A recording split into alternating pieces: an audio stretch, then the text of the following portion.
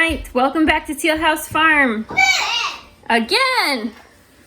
The little girls finished their school. They're making a giant floor puzzle. Mitter P is longing to get out of that pack and play, which she can as soon as they're done with their floor puzzle. Micah is finishing her school with so much joy and delight. I didn't finish all of it. I didn't watch it. That's true. 1,000 puzzle pieces. Wow. Micah is very excited. She loves learning about history's mysteries. So if you have a great history mystery we should learn about, let me know. Right now we're big into mummies and Amelia Earhart. So we're gonna watch a little documentary once she finishes all her school. But give me your favorite history mystery and we'll look it up. She likes things like that, the unsolved questions. And Isla's taking a nap, and Ivy, we were just outside and think she got into some poison ivy, so she's taking a shower, and we're gonna see how itchy she is later. But anyway, my project for today, I'm up to my eyeballs in spaghetti squashes. This is only 4, and I probably have, I don't know, 10 to 12 just sitting around my house. So I accidentally, not on purpose, planted spaghetti squash. I thought it was going to be butternut squash, and I had the wrong seeds, and not a big deal. So I just left it in the starter cup things that I started them in and figured they'd just die. I didn't want more butternut squashes, and then they didn't. They like grew through the bottom of the cups and rooted themselves in the middle of the lawn, and now I have this huge spaghetti squash plant that I didn't really want out there, which is fine. But now I have so much spaghetti squash, and it's kind of ironic that the one thing that I was like, I'm just gonna let it go, is the thing that did the absolute best this year for us, with all the other plants that I've like babied all year through this drought. And I just let these guys do whatever, and they're actually the ones that did really well. But anyway, I need to put this up because spaghetti squash can be hardened off and kept on like your counter in a dark closet, and I have a couple of them that I have ready to do that. But I don't have enough room for this many, and then also a lot of these, because I didn't really take care of them, I wasn't out there picking bugs off them and stuff, they have a little bit of damage on the outside. Spots like this, the squash inside is still fine for now, but if you don't do something pretty quick with ones that look like this, they're gonna rot. They won't sit on your shelf. So my goal today is to cook up all the squashes that I've picked, and we are going to flavor them and pre-make them into dinner sides, and I'll show you my favorite ways to kind of make spaghetti squash. And this year we're going to make it all ahead of time, and I'm going to freeze it, and then in the future when we want that as like a noodly side for dinner, it's already pre-made. I just have to warm it back up. So let's go ahead and get started.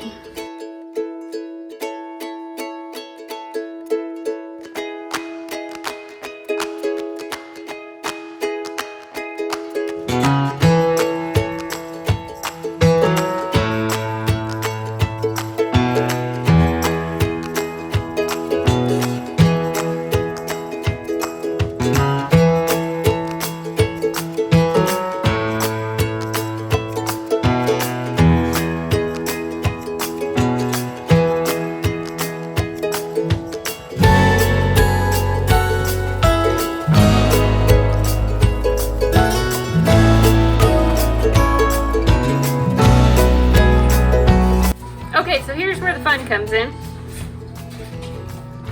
I've got 5 I've selected that have damage somewhere on them, where I don't know that they will last long term in storage, and we don't have enough storage space anyway. And so typically if you see people cooking spaghetti squash, they slice it in half, they take out the seeds, they cook it in the oven. That's nice because then you can save the seeds and you can toast them like you do pumpkin seeds. It's a really great source of magnesium, and they're yummy too because you can flavor them. But the problem is cutting a really hard spaghetti squash in half is pretty dangerous for your fingers, especially if you're like me and don't sharpen your knives as often as you should. So I'm actually just going to cook the whole spaghetti squash. So we are going to sacrifice the seeds, but basically I'm just going to take all my spaghetti squash, I'm going to put them on a baking sheet, bake them about a half an hour at 375, roll them over, and bake them again, or continue to bake them for another 15 to 30 minutes. We'll just kind of keep checking them. It is a little bit like baking a potato though. I'm going to go ahead and pierce each squash a few times just to let some of that pressure and steam out.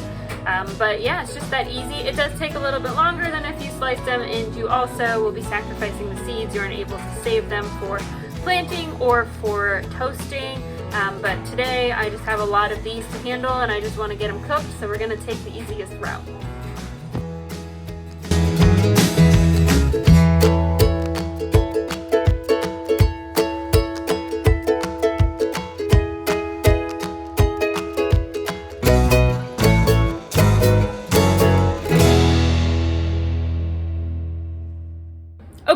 it all done. I had to take the littlest one out a little bit earlier, but then the other ones took a full hour, and I've let them cool down so I can touch them now. And it's gonna be really easy. We're gonna slice them in half, we're gonna seed them, and then I'm going to make a baked spaghetti dish, and then I'll make a sausage and peppers type dish, and then I'm gonna make a couple like side dishes that I also like with the spaghetti and the spaghetti squash. So it'll be like 2 main dishes and then a bunch of side dishes, and we'll just keep them in the freezer for when we need them, which is going to be great because all of the laborious work of cooking them and shredding them is going to be done. So let's go ahead and get these seeded and shredded, and then I'll share with you my recipes and get these things in the freezer. Probably a 6. I want to make the beef. Nope, you're gonna help me shred this. First rule of helping mommy is you must put your hair up. We don't want anybody's hair in our food. Ivy prefers the ponytail over the bun, so oh well, she can get away with that, I guess. Micah is getting started by browning up some sausage for me. She's going to be in charge of the stove cooking for these meals since she is the oldest and I know can use the stove responsibly and safely. And then I'm going to have the other kids help me get all the squash strands out of the spaghetti squash. So Ivy gets us started. We're just using a fork. I've cut the squashes in half, and she's just going to scrape it with the fork until all that's left is the shell on the outside. I'm using a spoon to dig out the seeds. They come out pretty easily after it's been cooked. So I get everything de-seeded. Ivy gets shredded, and we have some new helpers that are going to come and help us get this done faster because it is a lot of squash. Pretty easy task. They aren't hot anymore, and the strands really do pull right out. Takes a little modification. We get Annie set up too with a different technique to go ahead and get those strands out a little easier for her. But the girls really get this done pretty quickly. We get those 5 squash done in about 10-15 minutes. So it definitely helped to have all those hands on deck. Micah then browns some garlic and some onion slices, just gonna get them softened up a little bit, and we're ready to go. First things first, we need 4 cups of the spaghetti squash and dump it in a mixing bowl. And then we're gonna need our browned sausage and our onions and garlic that we did. And then we're going to use a can of drained bell peppers from our pantry. And then we'll also use a half pint of mushrooms from our pantry. And this is gonna make a nice Italian sausage type dish that we are going to freeze. A nice easy dinner, a teaspoon of salt, plus about a couple teaspoons worth of Italian seasoning. And we're gonna get that all mixed up really well before we go ahead and dump it carefully into our pan. These are 8x8 pans. It's gonna fill them right to the top for us. We are a larger family, have to feed 8 people, so it takes a little more food. And top with a little bit of butter and put a lid on top so it's ready to go in the freezer. Next up, a baked spaghetti dish. We need 4 cups of the spaghetti squash into the bowl, and then we're going to add our home canned meat sauce. I make this from the tomato skins and cores left over when I make sauce. It's got zucchini in it, it has ground beef in it, it has mushrooms in it, basically every vegetable from our garden that I could manage to blend into a sauce. I'll link the recipe below. It's a great way to use up your skins and peels. Then we add 2 cups of Parmesan cheese and we give it a mix and dump it into the pan. Watch out for the edge of the counter. Make sure you're paying attention. And that's going to get covered, put in the freezer. Last thing, we made a second one of those spaghetti ones, and then we're going to make a side dish with just some olive oil and some Parmesan cheese, a couple cloves worth of minced garlic, a little bit of salt, and some pepper as well. I'm going to give this a nice mix, and it's just going to make a little bit of a noodly type side dish that'll be easy to enjoy with some grilled chicken or something like that.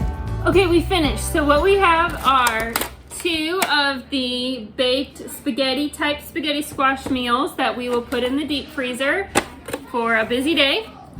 We have 1 of the sausage Italian spaghetti squash meal, same thing, in the deep freezer for a busy day. And then I made the side. So we like to eat spaghetti squash as a side, just a little bit of olive oil, some Parmesan cheese, a little salt and garlic.